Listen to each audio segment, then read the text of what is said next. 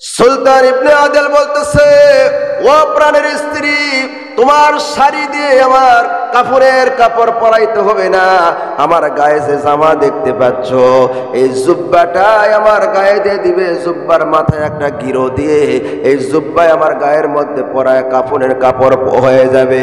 পায়ের দিকে বাহির হয়ে থাকলে কলার পাতা দিয়ে তার উপরে মাটি দিয়ে দিবা। সুবহানাল্লাহ।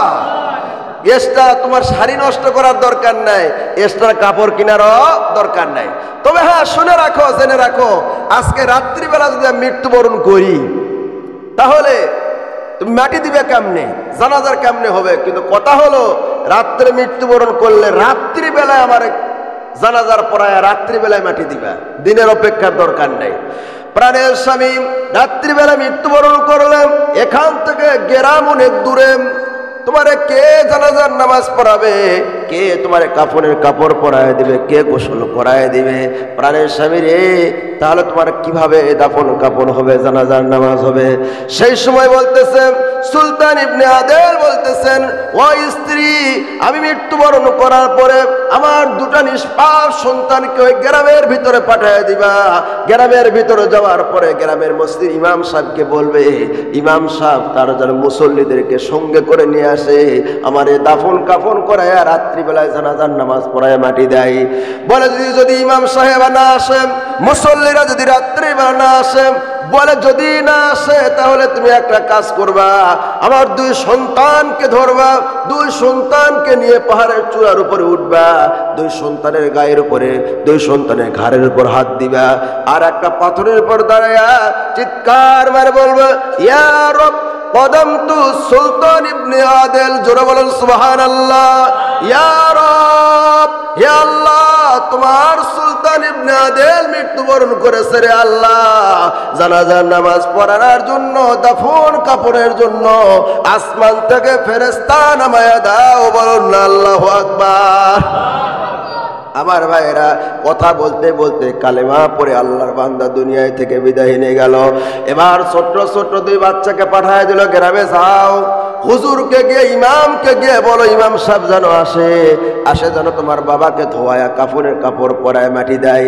আরে রাত্রিবেলা ছোট্ট ছোট্ট দুই বাচ্চা গিয়ে বললো, হুজুর আমার আব্বা মৃত্যুবরণ করেছে, চলেন আপনাকে যাইতে হবে, রাত্রিবেলায় মাটি দিতে হবে। হুজুর সাহেব বলতেছে, না, রাত্রিবেলা যাওয়া যাবে না, দিনের আলো না ফুটলে ওই পাহাড়ি জায়গায় যাওয়া যাবে না, সেখানে সাপ বিচ্ছু পোকামাকড়ের ভয় আছে, আমরা যাব না। মুসল্লিরাও কেউ গেল না, ইমাম সাহেবও গেল না। এবার ছোট্ট দুটি বাচ্চা ফিরে এসে মাকে বলতেছে, মা, এত করে বললাম, হুজুরও আসলো না, ইমাম সাহেব আসলো না, মুসল্লিরাও আসলো না, মা, আমার বাবার জানাজার নামাজ কেমনে হবে? বলে, টেনশন নিস না, চিন্তা করিস না, তোর বাবা যে ওসিয়ত করেছিল সেই ওসিয়ত অনুযায়ী আমরা আমল করব। ছোট্ট দুই বাচ্চাকে ধরলেন, দুই বাচ্চাকে নিয়ে সুলতান ইবনে আদেলের স্ত্রী দাঁড়ায় গেলেন পাহাড়ের উপরে, আকাশের দিকে লক্ষ্য করে বলতেছে, রব্বুল আলামিন, তোমার প্রিয় মাহবুব বান্দা সুলতান ইবনে আদেল মৃত্যুবরণ করেছে রে আল্লাহ, তার জানাজার নামাজ পড়ার জন্য, কাফন কাপড় পরার জন্য, কবর খোঁড়ার জন্য, তাকে মাটি দেওয়ার জন্য মানুষ পাওয়া যাচ্ছে না রে আল্লাহ, আসমান থেকে তুমি ফেরেশতা নামায়া দাও। সুবহানাল্লাহ। তার জীবনের যদি 2 রাকাত নামাজ তুমি কবুল করো, এই ওসিলায় আসমান থেকে ফেরেশতা নামায় আমার স্বামীর জানাজার নামাজে দাফন কাফনের ব্যবস্থা তুমি করে দাও। সুবহানাল্লাহ। এইদিকে আল্লাহ রাব্বুল আলামিন বসরা শহরের জুনায়েদ বাগদাদি রহমতুল্লাহ আলাইহি জবরদস্ত একজন আল্লাহর ওলি ছিলেন। তার মুরিদদেরকে 12 জন মুরিদদেরকে নিয়ে দিনের দাওয়াত দেওয়ার জন্য যাইতেছেন। একজন ফেরেশতা সামনে দাঁড়িয়ে গেল, জুনায়েদ বাগদাদিকে বলতেছে, হুজুর আর সামনে যাবেন না, ইয়ামিন শহরে সুলতান ইবনে আদেল আল্লাহর একটা ওলি মৃত্যুবরণ করেছে, আল্লাহ পাক খবর দিয়েছে, তার জানাজার নামাজ, কাফন দাফনের ব্যবস্থা সব কিছু আল্লাহ পাক আপনাকে করতে বলেছে। বলুন না সুবহানাল্লাহ।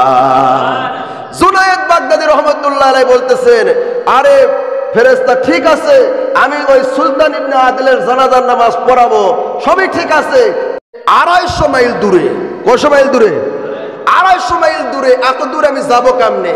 যে তোমাকে খবর দিয়ে পাঠায় দিয়েছে তাকে গিয়ে বলো যেন একটা বাইপাস রাস্তা বলে দেওয়া হয়, যাতে করে আমি খুব তাড়াতাড়ি ওই সুলতান ইবনে আদিলের জানাজার নামাজে শরীক হতে পারি। বলুন না সুবহানাল্লাহ। আল্লাহ রাব্বুল আলামিন বলে, ফেরেশতা যাও ওই সুলতান ইবনে আদিল যেখানে মৃত্যুবরণ করে পড়ে আছে তার ওই লাশের নিচ থেকে এরকম 1 মুঠ মাটি নিয়ে যাও। মাটি নিয়ে গিয়ে ওই আপনার জুনায়েদ বাগদাদী রহমতুল্লাহ আলাইহির মুখের সামনে এরকম ভাবে সুন্দর করে কসলায়া একবার মাটিটা ফিনিশিং করে এরকম তার মুখের সামনে ছিটে দাও। ছিটে দেওয়ার পরে ওই মাটির উপরে তার মুরিদদেরকে নিয়ে যেন একটা সেজদা করে। বলুন না সুবহানাল্লাহ। সুবহান রাব্বিয়াল আলা, সুবহান রাব্বিয়াল আলা, সুবহান রাব্বিয়াল আলা 3 বার বলবে। ওই সেজদার থেকে মাথা উঠায় দেখবে 250 মাইলের রাস্তা আমি আল্লাহ পাক পার করে বাগদাদ শহর থেকে আমি ইয়ামিন শহরে জানাজার নামাজ পড়ানোর জন্য আমি আল্লাহ পাক ব্যবস্থা করে দিব। বলুন না সুবহানাল্লাহ। আমার মুসলমান ভাইয়েরা, 12 জন মুরিদকে নিয়ে ওই মাটি যখন ফেরেশতা মুখের সামনে কসলা ফেলে দিয়েছে, এবার জুনায়েদ বাগদাদী সেজদায় পড়ে গেছে। সেজদায় পড়ে 3 বার সুবহান রাব্বিয়াল আলা, সুবহান রাব্বিয়াল আলা, সুবহান রাব্বিয়াল আলা বলেছে। মাথা উঠে দেখে হাজার হাজার মাইল দূরের রাস্তা ইয়ামিন শহরের মধ্যে পৌঁছে গেছে। বলুন না সুবহানাল্লাহ। পৌঁছার পরে মানুষকে জিজ্ঞাসা করছে, ভাই এটা কোন দেশ? বলে এটা ইয়ামিন, ইয়ামিন দেশ। বলে তোমাদের দেশে একজন মানুষ মৃত্যুবরণ করছে, সুলতান ইবনে আদিল, তাকে তোমরা চিনো? বলে হ্যাঁ, একজন আল্লাহর ওলি আছে, কিন্তু সে তো এই গ্রামে বাস করে না, সে ওই যে পাহাড় দেখতেছেন পাহাড়ে বাস করে, সেখানে তো কেউ আমরা রাত্রিবেলা কেউ যাব না। এবার জুনায়েদ বাগদাদী রহমতুল্লাহ আলাইহি হাঁটি হাঁটি পা পা করে সেখানে গেলেন। যাওয়ার পর দেখতেছে আরে সেখানে ওই আপনার সুলতান ইবনে আদিলের পুরা চেহারা থেকে নূরের আলো চুলকাইতেছে। সুবহানাল্লাহ। এবার যাওয়ার পরে আল্লাহর ওলি সেখানে গিয়ে তার চিন্তা করলেন, তার এরকম ভাবে কাফনের কাপড় দেখতেছে, স্ত্রী তার জুব্বাটা দিয়ে কাফনের কাপড় বানাইছে, জুব্বার মাথার দিকে গিরো দিয়ে পোড়ায় দিয়েছে, পায়ের দিকে বাহির হয়ে আছে, কলার পাতা দিয়ে ঢেকে রাখছে। জুনায়েদ বাগদাদী তার মাথার পাগড়ি খুলে দিলেন যে ই করো, এক কাফনের কাপড় পরাও। সেই সময় 12 জন মুরিদারা বলতেছে, হুজুর আপনার মাথার পাগড়ি একাই কেন দিবেন? আমরাও কাফনের কাপড়ের জন্য পাগড়ি দিবার চাই। বলুন না সুবহানাল্লাহ। পাগড়ি কি আপনার কাফনের কাপড় লাগবে 3টা, হয়ে গেছে 13টা। বলুন না সুবহানাল্লাহ। বলে 3টা কাফনের কাপড় হিসেবে ব্যবহার করো আর বাকিগুলো কলার পাতা হিসেবে ব্যবহার করো। সুবহানাল্লাহ কোন আমার ভাইরা, এবার ধোয়া কাফনের কাপড় পরাইয়া জানাজার নামাজ পড়াবেন। আমি সময় সংক্ষিপ্ত বলতেছি, জানাজার নামাজ পড়াবেন, আল্লাহু আকবার তাকবীর বাঁধবেন। আহারে আমি সময় দেখতেছে কে যেন পিছন থেকে আসে খপ করে হাত ধরে বলতেছে, জুনায়েদ একটু অপেক্ষা করো, এত তাড়াতাড়ি জানাজার নামাজ নয়, কাজ আছে কিছু। বলুন না সুবহানাল্লাহ। জুনায়েদ বাগদাদী পিছনের দিকে তাকায় দেখে বিশাল বড় একটা জুব্বা, মাথায় পাগড়ি, সুন্দর সুশ্রী সুনামদের অধিকারী পূর্ণিমার চাঁদের মতো একজন মানুষ দাঁড়িয়ে আছে। বলুন না সুবহানাল্লাহ। হ্যাঁ জুনায়েদ, ওই যে ব্যাগ দেখতেছো, ব্যাগের চেনটা খোলো। চেন খোলার পরে সেখান থেকে দেখো 3 টুকরা, এই যে সুলতান ইবনে আদিলের বরাবর যে 3 টুকরা কাপড় লাগবে কাপড়ের, সেই 3 টুকরা কাপড়ে ব্যাগের মধ্যে আছে, সেই কাপড়গুলো পরায়া দাও। সুবহানাল্লাহ। তো হুজুর কাফনের কাপড় তো পরানো হয়ে গেছে। বলে না, কাফনের কাপড় তুমি পরাইছো, কিন্তু এই কাফনের কাপড় হলো কুদরতের কাফনের কাপড়, এটা পরান ছাড়া জানাজার নামাজ হবে না। সুবহানাল্লাহ। চেনটা খোলা হলো, 3 টুকরা কাপড় বাহির করলাম, পরার পরে সুলতান ইবনে আদিলকে পরানো হলো। বলে চেন লাগায় দাও। বলে কেন চেন লাগায় দিব? বলে ব্যাগের চেন লাগায় দাও, কাজ আছে। ব্যাগের চেন লাগিয়ে দেওয়া হলো, কাফনের কাপড় পরায় দেওয়া হলো। আমার ভাইয়েরা, এবার লোকটা বলতেছে, ও জুনায়েদ পিছনের দিকে আসো, এই মানুষের জানাজার নামাজ পড়ানোর জন্য আমাকে আদিষ্ট করা হয়েছে, আমাকে আদেশ করা হয়েছে। বলুন না সুবহানাল্লাহ। এবার জানাজার নামাজে দাঁড়ায় গেল লোকটা, আগন্ত লোকটা জানাজার নামাজ পড়াইতেছে, আল্লাহু আকবার, আল্লাহু আকবার, এত জোরে জোরে তাকবীর দিতেছে। আমার ভাইরা জুনায়েদ বাগদাদী আর তার হলো 12 জন মুরিদ, এই 13 জন মানুষ এত জোরে জোরে আওয়াজ দেয়, সব মানুষ আশ্চর্য হয়ে হয়ে গেল।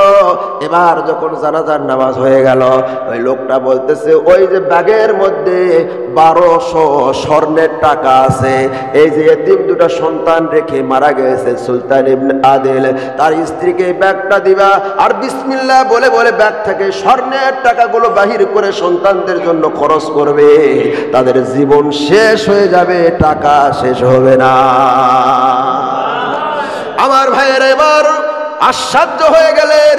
জুনায়েদ বাগদাদি আমারে খবর দিয়েছে আল্লাহ পাক, তাহলে এই ব্যক্তি আবার কোথায় থেকে আসলো? জামা টেনে ধরেছে, ভাই তোমারে যাইতে দিব না, পরিচয় দিতে হবে, কে তুমি, কোথায় তোমার ঘর বাড়ি, কি জন্য এসেছেন, কে আপনি? তখন বলতেছে ভাই আমারে মানুষেরা খিজির আলাইহিস সালাতু ওয়াস সালাম বলে ডাকে। সুবহানাল্লাহ। আমি বললাম খিজির আলাইহিস সালাতু ওয়াস সালাম, আর আল্লাহ পাক কাফনের কাপড় জান্নাত থেকে পাঠিয়ে দিয়েছে, আর জান্নাতি টাকা দিয়েছে সুলতান ইবনে আদিলের কে সন্তানদের জন্য। জোরে বলুন সুবহানাল্লাহ। আমার ভাইয়েরা ঠিক আছে, সব বুঝলাম, তাহলে আপনি মাত্র 13 জন মানুষের জন্য জানাজার নামাজ আপনি এত জোরে জোরে তাকবীর বললেন কেন? আসতে বললে তো হয়, 13 জন মানুষের জন্য এত জোরে বলা লাগে? তখন বলতেছে বাবা তুমি জানো না জুনায়েদ বাগদাদি, এখানে 13 জন মানুষ ছিল না, আল্লাহ রাব্বুল আলামিন 12 লক্ষ ফেরেশতাকে পাঠিয়ে দিয়েছে সুলতান ইবনে আদিলের জানাজার নামাজ পড়ার জন্য। 12 লক্ষ মানুষকে রেখে কেমনে তাকবীর দেয়া লাগবে তুমি নিজেই বলো, জোরে বলুন আল্লাহু আকবার। আমার ভাইয়েরা এই জন্য আসেন, আল্লাহর ওলিদের কেরামতি হলো হক সত্য। আল্লাহ পাক কখন কারে কি অবস্থায় হেদায়েত করবে এটা পৃথিবীর কেউ বলতে পারে না। আমার ভাইয়েরা একজন মানুষ ছিল, তার বাড়ি মক্কা মদিনায় ছিল না, আরবি ভাষাভাষী ছিলেন না, উনি হল আজমি মানুষ ছিলেন। আজমি বলা হয় যারা কি আরবি দেশের না, তাদেরকে বলা হয় আজমি। যেরকম আমরা বাঙালি, আমাদেরকেও আজমি বলা হয়। সে লোকটার নাম ছিল হাবিব, হাবিবে আজমি বলা হয়। লোকটা এমন কোনো গুনাহ নাই, পাপ নাই, অন্যায় নাই যে সে করে নাই। জীবনে সব অন্যায় পাপ করছে। তার জীবনের সবচাইতে বড় পাপ ছিল সে সুদ খাইতো। কি খাইতো? সুদ খাইতো। সুদের ব্যবসা তার দেশান্তরে ছিল, প্রচন্ড সুদ খাইতো এবং সুদের টাকা নেওয়ার জন্য যা করার দরকার সে করত। তার হাত থেকে কেউ রেহাই পায় না। সুদের টাকা নিতে গিয়ে টাকা না পেলে বাড়ির মধ্যে যা আছে তাই নিয়ে চলে আসে। তার নাম ছিল হাবিবে আজমি। একটা বাড়িতে গেলেন সুদের টাকা নেওয়ার জন্য। সুদখোরদের মেজাজ কিন্তু এবং তাদের জবান খুব কর্কশ হয়। তাদের জবান কি হয়? খুব কর্কশ হয়। তাদের হৃদয়ের মধ্যে, কলিজার মধ্যে দয়া মায়া থাকে না, মোহব্বত ভালোবাসা থাকে না। তাদের দিলের মধ্যে, কলিজার মধ্যে দয়া থাকে না, মোহব্বত থাকে না, ভালোবাসা থাকে না। সন্তানের অসুখ হয়েছে, তারপরে টাকা খরচ করতে চাই না, বলে এমনি এমনি ভালো হবে, ওটা লস হয়ে যাচ্ছে মনে হয়, এরকম ভাবে। যেরকম ঠিক কিনা?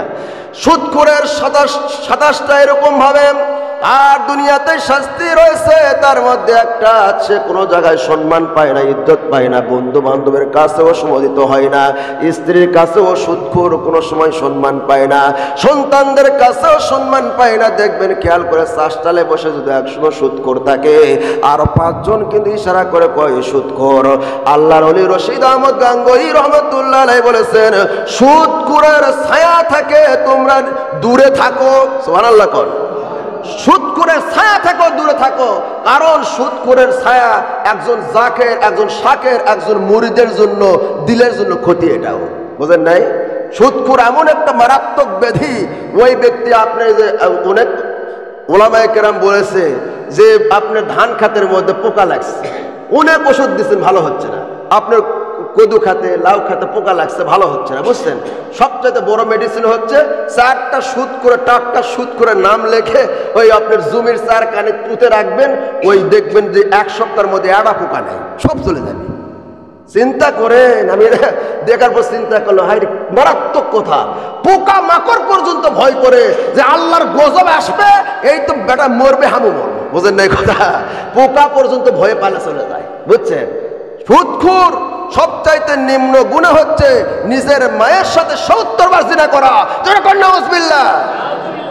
আমার মুসলমান ভাইয়েরা, সুদখোর যে রাস্তা দিয়ে যায়, ওই রাস্তার গাছপালা তরলতাগুলো তার জন্য জন্য বদদুয়া করে আর বলে, সুদখোর তোর জন্য আল্লাহ পাক আমাদেরকে বানাই নাই, তোর গায়ে ছায়া দেওয়ার জন্য আল্লাহ পাক বানাই নাই, তোর মতো নাফরমান কেন আমার উপর দিয়ে হাঁটে যায়। সুদখোর যখন একটা পুকুরের মধ্যে নামে গোসল করার জন্য, পুকুরের পানি পর্যন্ত তার জন্য অভিশাপ করে আর বলে, সুদখোর তোর উপরের গায়ের ময়লাগুলো পরিষ্কার করলে কি হবে, কিন্তু তোর অন্তর তো পরিষ্কার হবে না। সুবহানাল্লাহ। কোন আমার মুসলমান ভাইয়েরা, সুদের বিরুদ্ধে কথা বললে অনেকেই মন খারাপ করেন। সমাজ থেকে এই জিনিসটা, এই বেদিটা যতদিন পর্যন্ত না যাবে ততদিন পর্যন্ত সমাজের মধ্যে শান্তি আসতে পারে না। জোরে কো ঠিক কিনা? আমি ফেসবুকে দেখলাম অন্ধ মানুষ বাড়ে, একজন দুই বোন অন্ধ, না দুই ভাই অন্ধ, একটা বোন অন্ধ, পুরা পরিবার অন্ধ মনে করেন। 50,000 টাকা সুদ থেকে লিছে, নেওয়ার পর 3.5 লাখ টাকা দিছে। আপনারা দেখছেন হয়তো বা নিউজ, 3.5 লক্ষ টাকা দিছে, তারপরেও হয় নাই। বাড়িতে আসে গরু টানে বার করে যাচ্ছে। কালবেলা সাংবাদিক ছেড়ে দিছে যে দেখে 3.5 লক্ষ টাকা দিছে, তারপরেও কয় যে এলা সুদ দিছে, মানে আসলটা আছে এখন পর্যন্ত, আরো 2 লাখ পাবো। নাউজুবিল্লাহ। কোন বোঝেন নাই? সংসার শান্তি নাই। আমার মুসলমান ভাইয়েরা, সুদখোর মৃত্যুর সময় সব বলতে পারবে, কিন্তু তার মুখে কালেমা নসিব হবে না, কালেমা বলতে পারবে না। আর সুদখোরের যে সম্পদ অর্জন করবে, তার জীবনে হোক তার সন্তানের জীবনে হোক, এটা ধ্বংস হয়ে যাবে। দেখেন খেয়াল করে, যতই পাহাড় গরুক না কেন টাকা দিয়ে, আমি নিজে দেখেছি পুরা গ্রামের মধ্যে সুদের একটা আঁকড়া করে ফেলে দিয়েছিল, লাস্টে আসে গ্রাম থেকে পালায়া বিদেশ চলে গেছে। এইরকম রেকর্ড আছে। জোরে কোন ঠিক কিনা? 10 টাকা দিলে 100 টাকা পাওয়া যায়, সব টাকা জমা করে দিছে, ব্যাংকও নাই, কিছু নাই। পরে গেলে হাতাইতে, হায় হায় মামু রে গেল কোথায়? কই আমি কার খালু রে? কই তুই কার খালু তুই জানিস না? জোরে কোন ঠিক কিনা? আমার ভাইয়েরা, এই হাবিবে আজমের অবস্থা হয়েছে। সুদখোরের বাড়িতে সুদখোর গেছে টাকা নেওয়ার জন্য, এখন যা ডাকতেছে, এই বাড়িতে কেউ আছে? বাড়ির যে গার্জিয়ান ছিল ওই ভয়ে পালে চলে গেছে, বাইক গেছে। ছোট ছোট 2 বাচ্চা আছে। এখন বাড়ি ভেতরে বিবি বলতেছে যে আমার স্বামী তো নাই, স্বামী তো এরকম 3 দিন পর্যন্ত বাড়িতে চুলাত আগুন জ্বলে না, বাড়িতে কোনো কাজ নাই, স্বামী তো বাড়িতে নাই, বাড়িতে নাই। ওগুলো কথা বলে লাভ নাই, তাকে বলো যে আগামীকাল আসবো, অবশ্যই যারা টাকা রেডি করে রাখে। আসলটা দেওয়ার দরকার নেই, ওই বাচ্চা যেটা আছে সুদের টাকা দিলেই হবে, আসলটা থাক। নাউজুবিল্লাহ। কোন আমার ভাইয়েরা, পরের দিন আবার সুদখোর এসেছে, বাড়িতে চুলায় আগুন জ্বলে নাই, ছোট্ট ছোট্ট বাচ্চা। হাবিবে আজমি বাহিরে আসে কর্কশ ভাষায় ডাক দিল, বাড়িতে কেউ আসো? এবার বিবি বলতেছে, না আমার স্বামী তো বাড়িতে নাই, সে তো সুদের টাকা দেওয়ার ভয়ে বাড়ির থেকে চলে গেছে। ছোট্ট ছোট্ট বাচ্চাগুলো 3 দিন পর্যন্ত চুলায় আগুন জ্বলে না, তারা অনাহারে আছে। বলে অত কথা শুনতে চাই না, কি আছে বাড়িতে? যদি না দাও আমি কিন্তু সেই মানুষ, লকডাউন দিয়ে বাড়িতে যা আছে সবকিছু নিয়ে চলে যাব, আর বেশি কথা বলতে চাই না।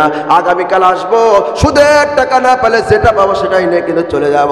আমার ভাইয়েরা, পরের দিন দেখেন অনাহারে আছে, ছোট্ট ছোট্ট নিষ্পাপ সন্তানেরা অনাহারে আছে, কিন্তু তার কলিজার মধ্যে দয়া নাই, মায়া নাই, মহব্বত নাই। আমার ভাইয়েরা, পরের দিন যখন আবার আসলো, সন্তানেরা কাঁদতেছে, ওর পাশের যে প্রতিবেশী আছে তার মনে দয়া হলো, মায়া হলো। ছাগল জমা করেছেন, ছাগলের একটা কাল্লা দিয়েছেন, যেই টাকা এ কাল্লাটা ছোট্ট বাচ্চাদেরকে রান্না করে পাক করে খাওয়াইবা। আমার ভাইয়েরা, ওই ছাগলের কাল্লাটা পাতিলের মধ্যে রেখে দিয়েছে। ছোট্ট ছোট্ট বাচ্চাগুলো আজকে যেন তাদের বিজয় দিবস, আনন্দর দিন। আজকে তারা বড় খুশি, তারা আনন্দিত যে আজকে আমরা পেট পুরে খাবার খাবো। বলুন না সুবহানাল্লাহ। এখন ওই হাবিবে আজমির ভয়ে ওই যে বাড়ির ছোট্ট ছোট্ট বাচ্চা তো কান্না, খুব আনন্দ করতেছে, কিন্তু গোস্ত তো কালে হলে হবে না, গোস্ত খাওয়ার জন্য তো মেডিসিন লাগবে, হয় ভাত লাগবে না রুটি লাগবে, সেই জিনিসটা তার বাড়িতে নাই। বোঝেন নাই কথা? এখন স্ত্রী ওই মায়ে, ওই ছোট্ট বাচ্চাদের মা এরকম নামাজ পড়ে আল্লাহর কাছে কাঁদতেছে যে আল্লাহ অন্তত আজকের দিন যেন তাগাদা দিতে না আসে, তাহলে আমার বাচ্চাদের মুখের হাসিটাও আজকে চলে যাবে। এবার বাহিরে আওয়াজ আসলো, ছোট্ট ছোট্ট বাচ্চাকে বলতেছে, বাবা ও বাবা, যে রান্না করব, রান্না করার জন্য তরি তরকারি লাগে, খড়ি লাগবে, সেই খড়িটাও বাড়িতে নাই, যাও তোমরা জঙ্গলে গিয়ে তোমরা খড়ি খুঁজে নিয়ে আসো। ওই ছোট্ট 2টা বাচ্চা নিষ্পাপ সন্তান জঙ্গলে চলে গেল খড়ি খোঁজার জন্য। এবার স্ত্রী নামাজ পড়ে আল্লাহর দরবারে কাঁদতেছে, আল্লাহ আমার বাড়িতে তো কোনো কিছুই নাই, তুমি ব্যবস্থা করে দাও। চোখের পানি ছেড়ে কাঁদতেছে। আমার ভাইয়েরা, এইদিকে হাবিবে আজমি গেটের কাছে চলে আসতে দোয়া করতেছে, আল্লাহ আজকের দিন যেন হাবিবে আজমি না আসে। গেটের কাছে এসে বলতে, বাড়িতে কেউ আসো, দরজা খোলো। বলে যে বাড়িতে আমার স্বামী তো নাই, টাকাও আমাদের কাছে নাই। বলে বাড়িতে যা আছে তাই নিয়ে যাবো। ঘরের মধ্যে প্রবেশ করলো, সব কিছু খুঁজতেছে, আরে চাল নাই, ডাল নাই, তরকারি কোনো কিছুই নাই। একটা পাতিলের মধ্যে দেখতেছে একটা ছাগলের মাথা আছে। এই মহিলা, ছাগলের মাথা কোথায় পেলে? বলে পাশের বাড়ির একজন মানুষ আমাদের উপর দয়া হয়েছে, এই জন্য তারা হাদিয়া দিয়েছে। বলে যে হাত গেল, কথা বলে লাভ নাই, ছাগলের মাথায় আমি নিয়ে যাব। ছাগলের মাথা নিয়ে চলে গেল। এবার মহিলাটা কাঁদতেছে আর বলতেছে, আল্লাহ আমার এতিম, আমার এই ছোট্ট ছোট্ট বাচ্চা নিষ্পাপ সন্তানদের মুখের খাবার নিয়ে গেল রে আল্লাহ। হাবিবে আজমিকে আল্লাহ তুমি হেদায়েত দান করে দাও, বলুন না সুবহানাল্লাহ। আমার ভাইয়েরা, এবার ছোট্ট বাচ্চাদের খাবার নিয়ে চলে গেছে। বিবি বলতেছে যে কার মুখের খাবার তুমি নিয়ে আসছো? বলে অমুক জায়গার ছোট্ট নিষ্পাপ সন্তানদের খাবার নিয়ে আসছি। তখন বলতে, স্বামী গো, আল্লাহ কি তোমার টাকা পয়সা দেয় নাই? এই খাবার কেন নিয়ে আসো? অনেক লম্বা কাহিনী, সংক্ষিপ্ত বলে দিচ্ছে খালি। তারপরে রান্না করলো। রান্না করার পরে হাবিবে আজমির স্ত্রী কাঁদতেছে। বলে তুমি কেন কাঁদো? যায় দেখতেছে যে রান্না করেছিল খাবার, সেই খাবার আর নাই, সব খাবারগুলো রক্ত হয়ে গেছে। জোরে করে আল্লাহু আকবার। হাবিবে আজমি তখন অন্তর্দৃষ্টি, চক্ষু খুলে যায়। আমার ভাইয়েরা, তারপর হাবিবে আজমি কেমনে হেদায়েত পায়?